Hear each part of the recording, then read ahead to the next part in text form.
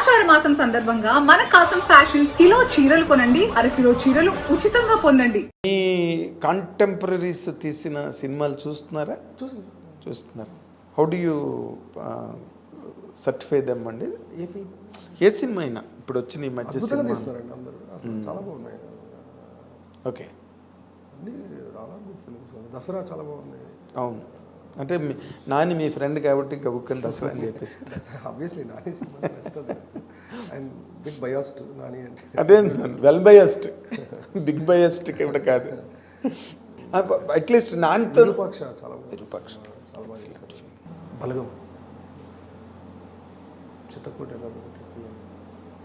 అదే చూస్తానండి నేను. అదే ఇప్పుడు నార్మల్గా ఇప్పుడు నానితో మళ్ళీ మీరు అసోసియేట్ అవ్వడం అన్నది చేస్తున్నానండి, అంటే కొంచెం టైం పడుతుంది అంతే. ఇప్పుడు మైత్రి మూవీస్ ఆల్రెడీ కథ ఒక ఐడియా ఉండింది. ఇప్పుడు ప్రెసెంట్ షేర్ చేసుకున్నారా నానితో?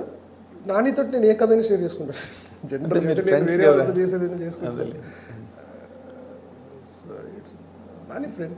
మళ్ళీ వైజయంతి మూవీస్కి ఎప్పుడు ఉండొచ్చండి? మైత్రి అయిన తర్వాత మైత్రి చేస్తున్నాను ఇప్పుడు. మైత్రి చేస్తాను. మైత్రి మూవీస్లో మీరు సీతారామం సినిమా వచ్చిన తర్వాత మీరు ఎప్పుడైతే ఒక పెద్ద దర్శకుడిగా సినిమా పరిశ్రమలో పేరు పొందారో, మిమ్మల్ని ప్రతి పెద్ద హీరోతోని ట్యాగ్ చేస్తున్నారు సినిమా ఇండస్ట్రీలో. చిరంజీవి గారు కానీ, లేకపోతే all the big heroes today మార్కెట్లో ఉన్న ఒక మహేష్ బాబు, ఒక జూనియర్ ఎన్టీఆర్, ఒక ప్రభాస్, ఒక అది రకరకాలుగా చెలవలు పలవలుగా మాట్లాడుతున్నారు. సరే, అందులో ఎవరిది మీరు చేయబోతున్నారో, ఎవరిది చేస్తారో అది మీ నోట్లోంచి వచ్చే వరకు మాకు తెలియదు.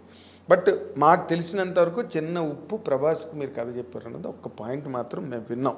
అది ఎంతవరకు నిజమో మాకు తెలియదు. ఆదిపురుష్ మీద మీ తాలూకా ఒపీనియన్ ఏంటి? ఆదిపురుష్ ట్రైలరు మొన్న ప్రీ రిలీజ్ ఈవెంట్ జరిగింది. మీరు how do you react to that అండి? నాకు ఒక స్ట్రాంగ్ ఫీలింగ్ ఏంటంటే అండి, ఇప్పుడు జనరేషన్కి యాక్చువల్గా రామాయణం ఎలా ఉంటుంది, ఏంటి, రాముడు ఏంటి అనేది ఏమీ తెలియదండి వీళ్ళకి. అంటే అసలు రాముడు స్టోరీ తెలియదు. రామాయణం అనేసరికల్లా అయోధ్యలో దశరథుడి కొడుకు రాముడు సీతని పెళ్లి చేసుకున్నాడు. తర్వాత తండ్రి మాట జవదాటని రాముడు వనవాసానికి వాల్యూ ఇచ్చి అడవికి వెళ్ళాడు. అడవిలో ఎవరో రాక్షసుడు వచ్చి సీతని ఎత్తుకెళ్ళిపోయాడు, రావణాసురుడు. తను తెచ్చుకునే ప్రాసెస్లో సీతాదేవిని వెనక్కి తీసుకొచ్చే ప్రాసెస్లో హనుమంతుడు వాళ్ళిద్దరి అయోధ్య కుదిరింది, అపరభక్తుడయ్యాడు. వీళ్ళ సాయంతో రావణాసుడిని చంపేసి సీతను తీసుకొచ్చాడు. ఇది కథ జనరల్గా. ఇది అంటే దీన్ని సినిమా మీద అంటే రామాయణం అందరూ చదివి నేను అనుకోనండి. మనకు తెలిసినప్పుడు సామాజిక మాధ్యమాల్లో కానీ జనాలకు కానీ తెలిసింది ఏంటంటే రామాయణం మన సినిమాలు చూసినవి.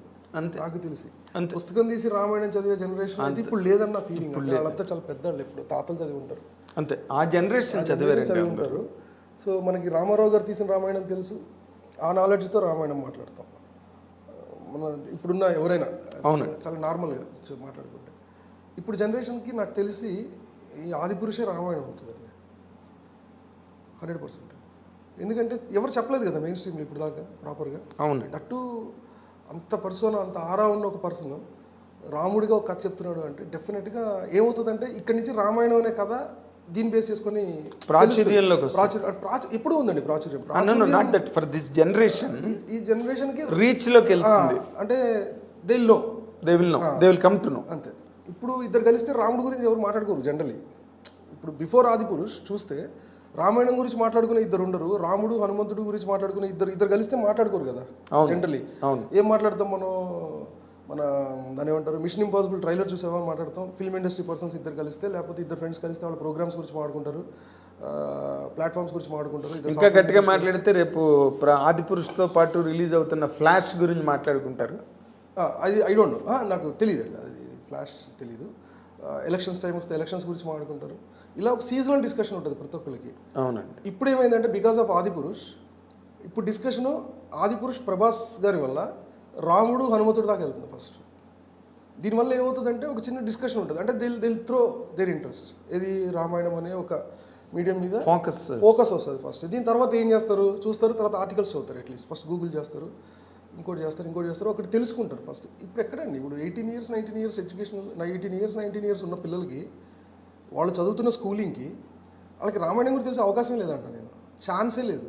పేరెంట్స్ బిజీ, వాళ్ళు చెప్పే అవకాశం లేదు వాళ్ళకి. వాళ్ళకి ఎంత తెలుసో తెలియదు. ఇప్పుడు ఆ పేరెంట్స్కి ఎంత తెలుసో తెలియదు. ఇప్పుడు 18 years 20 years టీనేజ్ కుర్రాడికి ఉన్న పేరెంట్స్ బేసికలీ వాళ్ళే చాలా బిజీగా ఉన్నారు ఇప్పుడు టెక్నికల్లీ, అంతే కదా. అవును, వాళ్ళకి ఎంత తెలుసో మనకు తెలియదు, వాళ్ళు తెలిసింది ఎంత ట్రాన్స్లేట్ చేస్తారో తెలియదు. ఇప్పుడు వీళ్ళని థియేటర్కి తీసుకెళ్ళి ఒక రాముడు స్టోరీ చెప్పాలి అంటే అంతకంటే గొప్ప క్యాన్వాస్ లేదు, అంతకంటే గొప్ప అడిగాలి పర్సనాలిటీ లేదు ప్రభాస్ గారి కంటే. అవును. సో డెఫినెట్గా ఈ మొన్న చిరంజీవి స్వామి గారు అన్నట్టు ఫోకస్ అయితే వచ్చిందండి. అంటే ఇప్పుడు దీనివల్ల ఏమవుతుందంటే ఆదిపురుషు వల్ల ఈ ఆదిపురుషు సినిమాగా కంటే దాన్ని దాటిన గొప్ప మేలు చేస్తుందని నా ఫీలింగ్. సూపర్, మంచి మాట. అది ఆ సినిమా డెఫినెట్గా ఎన్ని రికార్డ్స్ ఏంటి అనేది నాకు తెలియదు, ఆ లాంగ్వేజ్ నాకు తెలియదు అసలు. బట్ డెఫినెట్గా ఇది చాలా చాలా ఉపయోగకరమైన సినిమా. అందరూ చూస్తారు ఈ సినిమా, చూడండి. ఓకే, అందరూ. మీకు అట్లా నా కొడుకు అడుగుతాడు సినిమా చూపిస్తున్నాను అవునా? ఫస్ట్ డే మీరు అన్నట్టుగా హోల్ ఇండియాలో ఎవ్రీ1 ఒకసారైనా చూస్తారు. అది చూడాల్సిన సినిమా. ఎందుకంటే ఎవరికి తెలుసండి రామాయణం అసలు ఇవాళ రేపు ఎవరినంటే రాముడు అంటే రామాయణం అంటే ఏమై ఉంటుంది, అదే హనుమంతుడు ఉంటాడు, రాముడు. ఈ స్టేట్ ఆఫ్ మైండ్లో ఉన్నారు పిల్లలు ఇప్పుడు. ఇన్ఫర్మేషన్ ఉంటుంది వాళ్ళ కాన్వెంట్ ఎడ్యుకేషన్ వల్ల. అవును, సగం స్కూల్స్లో తెలియలేదు. అవునండి, కరెక్ట్. సో దాని గురించి చెప్పేవాళ్ళు లేరు అసలు. అంటే దాని మీద తెలుసుకునే అవకాశం కూడా లేదండి. వీళ్ళందరికీ లార్డ్ ఆఫ్ ద రింగ్స్ గురించి ఇంట్రెస్ట్ ఉంటుంది కానీ లార్డ్ ఆఫ్ రింగ్స్ వీటి మీద ఇంట్రెస్ట్ ఉంటుంది కానీ బికాస్ ఆఫ్ అవతార్ గురించి లేకపోతే మార్వెల్ స్టోరీస్, అదేంటి ఆ సూపర్ మ్యాన్ ఏంటి, ఈ సూపర్ మ్యాన్ ఏంటి అన్నట్టు ఉంటుంది కానీ అవును థార్ ఏంటి వీళ్ళు ఏంటని వాళ్ళ డిస్కషన్ వాళ్ళ గురించి ఉంటుంది. ఫస్ట్ టైం ఒక సూపర్ పవర్ అంటే ఒక సుప్రీం పర్సనాలిటీ రాముడు, సుప్రీం బీయింగ్ కదా, మామూలు ఇది కాదు కదా. సో ఆదర్శ పురుషుడు ఇప్పుడు మాట్లాడతారు. అది ఇప్పుడు వీళ్ళ డిస్కషన్లోకి వస్తుందంట నేను, అది టాపిక్ అవుతుంది. సో అట్లీస్ట్ అది చాలా పెద్ద ఇదండి, బ్లెస్సింగ్ ఇన్ డిస్గైజ్. అది అసలు బీభత్సం. అది చేసే మేలు ఇప్పుడు తెలియదు. అదేలేండి, అది దాని ఏమంటారంటే బై ప్రోడక్ట్. అది మనకి అది పురుషు డెఫినెట్గా అది వేరే క్యాన్వాస్ ఉందండి సినిమా. అవును. ప్రభాస్ ఎలా అనిపించాడు సార్ నాకు రాముడు చాలా వేషం? నిజంగా అంటే ఒకసారి జోల్ట్ అంటే మనకి ఇన్ని రోజులు రాముడు అనేసరికి మన మైండ్లో ఒక ఫామ్ వస్తుంది ఇలా అని. ఎందుకంటే మన విగ్రహాల వల్ల అవ్వచ్చు, మన సినిమాల వల్ల అవ్వచ్చు, ఇప్పటిదాకా చూసిన సినిమాల వల్ల కంప్లీట్ అంటే ఎన్టీ రామారావు గారు చాలా డామినేటింగ్ పర్సనాలిటీ కదా, మనందరికీ రాముడు అనగానే ఆయన గుర్తొస్తాడు. అది చాలా డివైన్ అప్రోచ్ ఆఫ్ రామాయణ. అది డివైన్ అప్రోచ్ ఆఫ్ రామాయణ, ఇదేమో warrior side of Rama. Okay, నాకు అనిపించింది, అది అనిపించింది. మనం చూసిన ఎన్టీ రామారావు గారి ఫిలిమ్స్లో ఆయన రాముడుగా కనిపించిన ఏ సినిమా అయినా చాలా డివైన్ అప్రోచ్ ఉంటుంది. డివైన్ అప్రోచ్, డివైన్ అప్రోచ్ ఉంటుంది. Right right. ఆయన ఆరానే అలా ఉంటుంది. ఎస్. ఇందులో నాకు తెలిసి నేను అనుకోవటం దీన్ని ఒక రాముడు ఒక వారియర్ సైడ్ తీసుకొచ్చారని నా ఫీలింగ్. అంటే ఒక వారియర్ రామని చూస్తాం దీంట్లో మనం, ఒక యోధుడు. రాముడు ఒక యోధుడుగా. తక్కువ రాముడు గురించి తక్కువ అన్ని తెలిసినవి అనుకోండి, ఇన్ జనరల్ గా కట్టే కొట్టే తెచ్చే ప్రాసెస్ ని ఇప్పుడున్న టెక్నాలజీ తోటి వీటితోటి ఒక ఇంటర్ప్రిటేషన్ ఉంటుంది కదా, అది చాలా ఇంపార్టెంట్ ఇప్పుడు.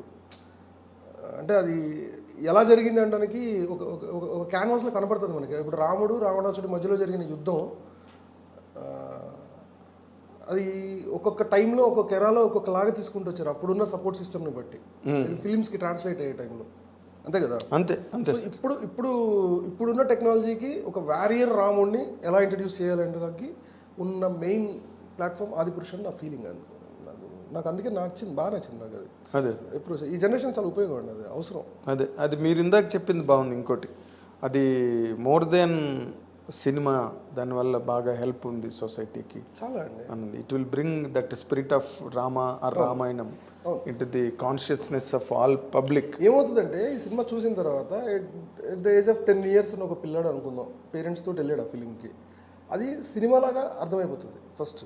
దానివల్ల ఏమవుతుందంటే తనకు ఒక ప్రశ్న వస్తుంది, అమ్మా ఎవరు ఈ రాముడు, ఎవరు ఈ హనుమంతుడు, ఏంటి ఈ స్టోరీ అనేదానికి ఒక ప్రశ్న వస్తుంది ఫస్ట్. దాని ముందు ఏంటి, దాని వెనకాల ఏంటి, దాని హిస్టరీ ఏంటి. ఒకవేళ పేరెంట్స్కి తెలిస్తే చెప్తారు, తెలియకపోతే తెలుసుకొని చెప్తారు. దానివల్ల ఏమైందంటే వీళ్ళు సంస్కరింపబడుతున్నారు. ఇప్పుడు ఆ కథ తెలుసుకోవడంలో, రాముడి కథ తెలుసుకోవడంలో ఎంత సంస్కారం ఉందంటే మనం సంస్కరింపబడతాం ఫస్ట్. Correct sir, correct. అర్థమైందండి అన్నది. కరెక్ట్. సో తెలియని పేరెంట్స్ తెలుసుకుంటారు. సో దానివల్ల పెద్ద ఉపయోగం కదా, అది చాలా పెద్ద ఉపయోగం. అది చాలా పిల్లలకి తెలుస్తుంది, బృహత్తరమైన ప్రయోజనం. అది ఫార్వర్డ్ అవుతుంది అట్లీస్ట్, లేదంటే తెలియదు కదా అసలు ఏంటి. అక్కడికి అది ఎండ్ అయిపోయే ఎప్పుడు ప్రమాదం. వచ్చిందండి అసలు, అంటే ఇప్పుడు రామాయణము అనే ఒక టాపిక్ మీద ఫిల్మ్ అసలు ఎప్పుడు వచ్చింది సినిమా?